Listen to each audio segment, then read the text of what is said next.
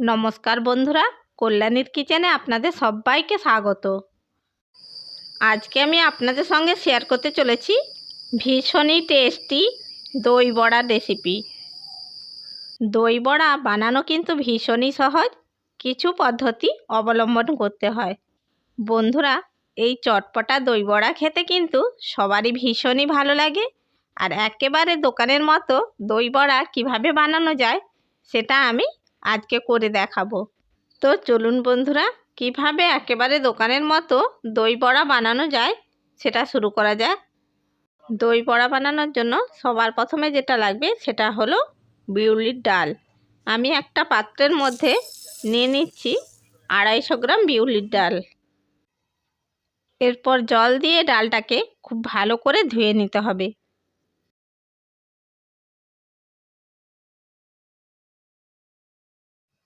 আমি এখানে ডালটাকে 3-4 বার জল দিয়ে ধুয়ে নিয়েছি। দেখুন বন্ধুরা, ডালটা একদম পরিষ্কার হয়ে গেছে। এবার আমি এর মধ্যে পরিমাণ মতো জল দিয়ে দিচ্ছি। ডালের মধ্যে আমি 2 কাপ জল দিয়ে দিয়েছি। এরপর একটা প্লেট ঢাকা দিয়ে ডালটাকে 5 থেকে 6 ঘন্টা ভিজিয়ে রাখবো। 6 ঘন্টা পরে ফিরে এলাম, পাত্রের ঢাকনাটা খুলে নিচ্ছি। দেখুন বন্ধুরা, ডালগুলো সুন্দরভাবে ভিজে গেছে। কত বড় বড় হয়ে গেছে ডালগুলো ভিজে। একটা ডাল আমি চিপে দেখাচ্ছি, দেখুন সুন্দরভাবে ভিজে গেছে। এবার আমি এই ডালকে বেটে নেব। বিউলির ডালগুলো বেটে নেওয়ার জন্য আমি মিক্সিং জারের মধ্যে বিউলির ডালগুলোকে দিয়ে দিচ্ছি। দেখুন বন্ধুরা, সমস্ত বিউলির ডাল মিক্সিং জারের মধ্যে দিয়ে দিয়েছি। এবার মিক্সিং জারের ঢাকনা বন্ধ করে দিয়ে এটাকে খুব মিহি করে পেস্ট করে নেব। দেখুন বন্ধুরা, ডালটাকে আমি খুব মিহি করে পেস্ট করে নিয়েছি। একদম ক্রিমের মতো হয়ে গেছে পেস্টটা। এরপর এই বিউলির ডাল বাটাটাকে আমি একটি পাত্রের মধ্যে নামিয়ে নিচ্ছি।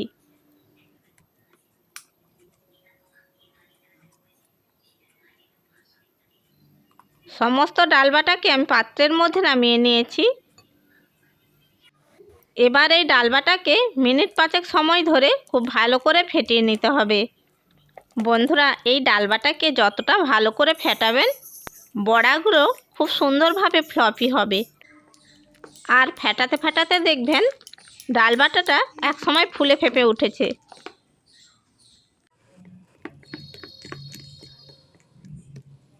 দেখুন বন্ধুরা, ফেটাতে ফেটাতে ডাল বাটাটা কতটা ফুলে ফেপে উঠেছে। এবার এই ডাল বাটাটা ঠিকঠাক হয়েছে কিনা বোঝার জন্য একটা বাটির মধ্যে অল্প একটু দিয়ে দিচ্ছি। দেখুন ডাল বাটাটা ভেসে উঠেছে, এর মানে হয়ে গেছে। এরপর আমি এই ডাল বাটার মধ্যে দিয়ে দিচ্ছি 2 টিস্পুন মৌরি আর দিয়ে দিচ্ছি পরিমাণ মতো লবণ। এবার মৌরি আর লবণকে ডাল বাটার সাথে খুব ভালো করে মিশিয়ে আরও 2 মিনিট ফেটিয়ে নিতে হবে। লবণ আর মৌরি দেওয়ার পর ডাল বাটাটাকে আরও 2 মিনিট খুব ভালো করে ফেটিয়ে নিয়েছি। দেখুন বন্ধুরা, ডাল বাটাটা আমাদের একদম রেডি হয়ে গেছে। এরপর আমি একটি পাত্র নিয়েছি আর এই পাত্রের মধ্যে দিয়ে দিচ্ছি 400 গ্রাম টক দই। বন্ধুরা, এখানে দইটা একটু বেশি লাগবে, যেহেতু এটা দই বড়া তাই দইটা একটু বেশি লাগবে। এরপর আমি দইয়ের মধ্যে দিয়ে দিচ্ছি 5 টেবিল স্পুন চিনি।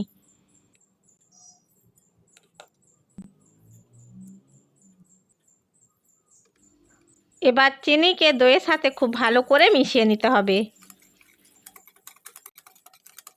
দেখুন বন্ধুরা, চিনিকে দইয়ের সাথে মিশিয়ে নিয়ে দইটাকে খুব ভালোভাবে ফেটিয়ে নিয়েছি। দইটা একদম ক্রিমের মতো হয়ে গেছে।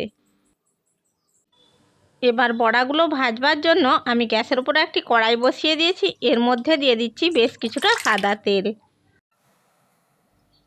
তেল গরম হয়ে গেছে, এবার বড়াগুলো আমি ভেজে নেব।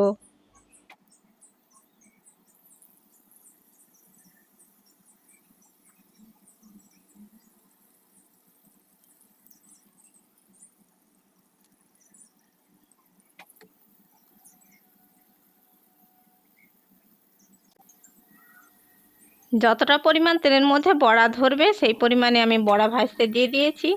বড়াগুলোর এক পিঠ হালকা লালচে কালার এসে গেছে। এবার ওগুলোকে অন্য পিঠে উল্টে দিচ্ছি।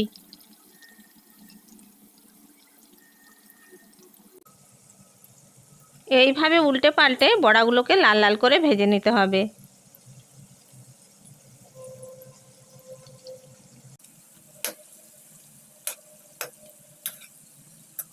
দেখুন বন্ধুরা, বড়াগুলো আমার লাল লাল করে ভেজে নেওয়া হয়ে গেছে। এবার এগুলোকে তুলে নিচ্ছি।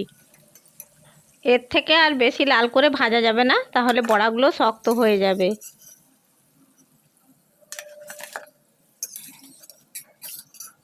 প্রথম ব্যাচের বড়াগুলো আমি ভেজে তুলে নিয়েছি। একই রকমভাবে আমি সব বড়াগুলো ভেজে নিচ্ছি।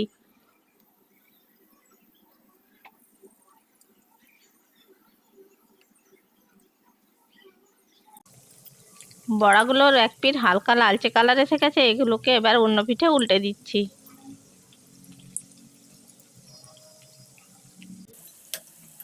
দেখুন বন্ধুরা, সমস্ত বড়াগুলো ভাজা হয়ে গেছে। এবার এগুলোকেও আমি তুলে নিচ্ছি।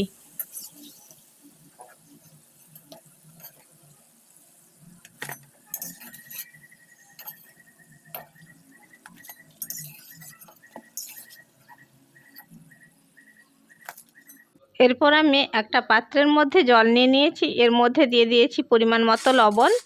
এবার লবণটাকে এই জলের সাথে খুব ভালো করে মিশিয়ে নিচ্ছি। লবণকে জলের সাথে খুব ভালো করে মিশিয়ে নিয়েছি। এবার বড়াগুলোকে এই জলের মধ্যে দিয়ে দিতে হবে।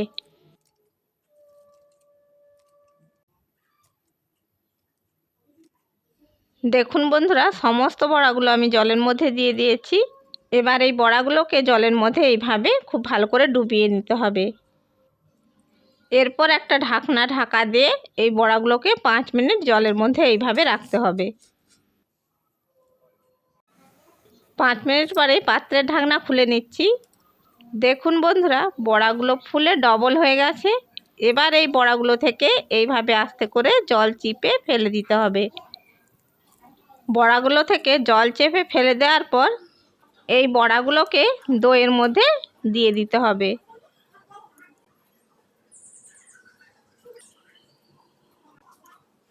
প্রথমে আমি কয়েকটা বড়াকে এইভাবে দিয়ে দিয়েছি।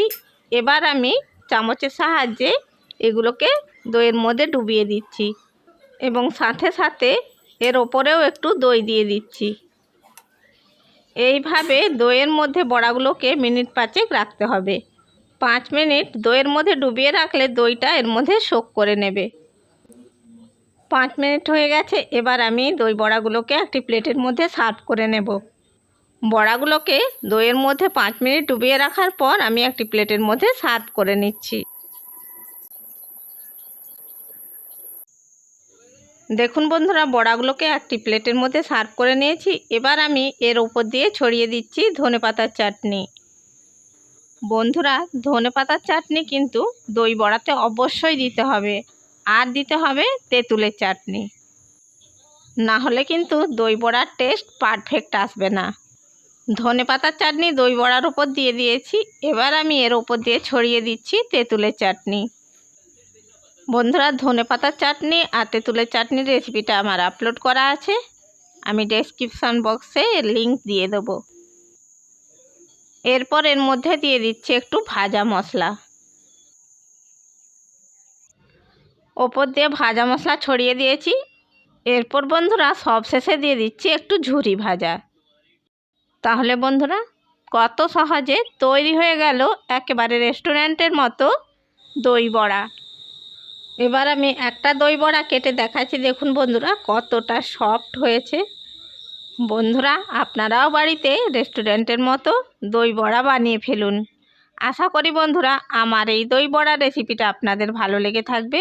রেসিপিটা ভালো লাগলে লাইক করবেন, শেয়ার করবেন, আর কমেন্ট বক্সে আপনাদের মূল্যবান মতামত জানাবেন। আর এই রকম আরও নানা রকমের রেসিপি পাওয়ার জন্য আমার চ্যানেলটিকে সাবস্ক্রাইব করে বেল আইকনটি প্রেস করে দেবেন। তাহলে বন্ধুরা, যখনই আমি ভিডিও ছাড়ব নোটিফিকেশানটা সবার আগে আপনার কাছে পৌঁছে যাবে।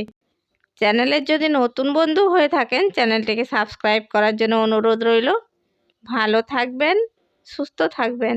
ধন্যবাদ।